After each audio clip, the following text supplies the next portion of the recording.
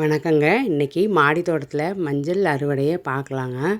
இது போன வருஷம் நான் பொங்கலுக்கு வாங்கின மஞ்சள் கிழங்குலேயே ஒரு 4 கிழங்கு எடுத்து நட்டு வச்சேன்.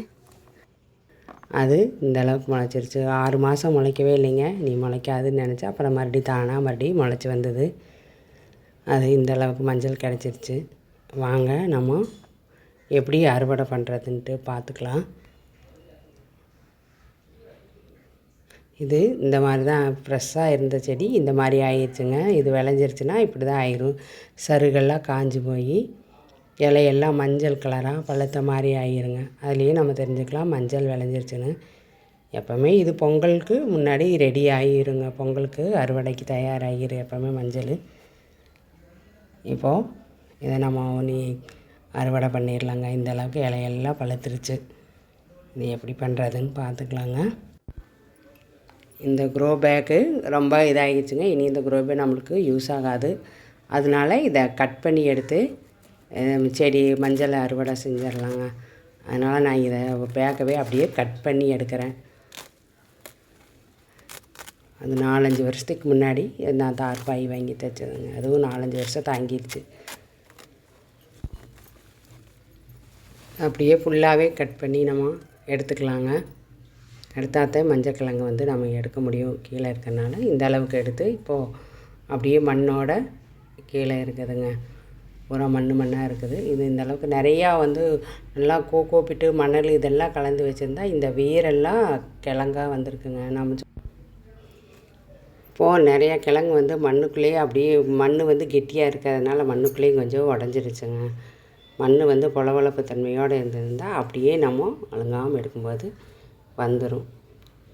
நம்ம இதெல்லாம் எடுத்து நீ தண்ணியில் போட்டு ஊற வச்சு கழுவி எடுத்தோன்னா தாங்க மஞ்சள் நல்லா இருக்கிறது நல்லா தெரியும்.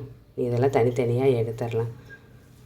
தனித்தனியாக எடுத்து நம்ம தண்ணியில் போட்டு நல்லா ஊற வச்சிட்டோன்னா ஒரு 10 நிமிஷம் ஊற வச்சோம்னாலே போதும், கழுவி எடுத்துடலாம். இதில் நிறையா மஞ்சள் கீழே பார்த்தீங்கன்னா பாருங்கள் உடஞ்சி விழுந்துருக்குது. நிறையா மண் இது காரணம் கெட்டியாக இருக்குது. எப்போவுமே மஞ்சள் வைக்கிறேன்னா நல்லா கோப்பிட்டு கலந்து வைக்கணும். இந்த வருஷம் நான் வர்ற வருஷம் இனி அதை அப்படி தான் வைக்க போகிறேன். போன வருஷம் நான் சும்மா அப்படியே நட்டு வச்சா பார்க்கலாம் முளைக்கலான்னு அது அந்த அளவுக்கு வந்துருச்சு. இதெல்லாம் தண்ணியில் போட்டு நம்ம ஊற வச்சுக்கலாங்க. ஒன்றா எடுத்து போட்டுக்கலாம். ஒரு 10 நிமிஷம் ஒரு நாளே நல்லா ஊறிடும். தண்ணி நல்லா மூழ்கிற அளவுக்கு எல்லாத்தையும் எடுத்து போட்டு ஊற வச்சுக்கலாங்க. மஞ்சள் அறுவடை இந்த வருஷம் ஓரளவுக்கு சுமாராக தான் இருக்குது. இன்னும் அடுத்த வருஷம் கண்டிப்பாக நல்லா அதுக்கு கோப்பிட்டு மணலெல்லாம் கலந்து வைக்கும்போது சூப்பராக வருங்க. அடுத்த வருஷம் இன்னும் சூப்பராக நான் அறுவடை எடுத்து காமிக்கிறேன். இந்த வருஷம் எனக்கு பொங்கலுக்கு தேவையான அளவுக்கு மஞ்சள் செடியும் கொஞ்சம் மஞ்சளும் எனக்கு கிடச்சிருக்குதுங்க. நல்லா அலாசி இன்னொரு காயத்தில் நல்ல தண்ணியில் ஒரு அலாசி நம்ம எடுத்துக்கலாம். கொஞ்சம் பொறுமையாக அவசரம் இல்லாமல் கழுவணுங்க. ஏன்னா கழுவுனா இது உடஞ்சி விழுந்துடும். அப்படி தான் நிறையா உடஞ்சி விழுந்துருச்சு. நல்லா கழுவி சுத்தமாக எடுத்ததுக்கப்புறம் இந்த அளவுக்கு மஞ்சள் கிடச்சிருக்குதுங்க. இந்த வருஷம் மஞ்சள் அறுவடை இவ்வளோதான்.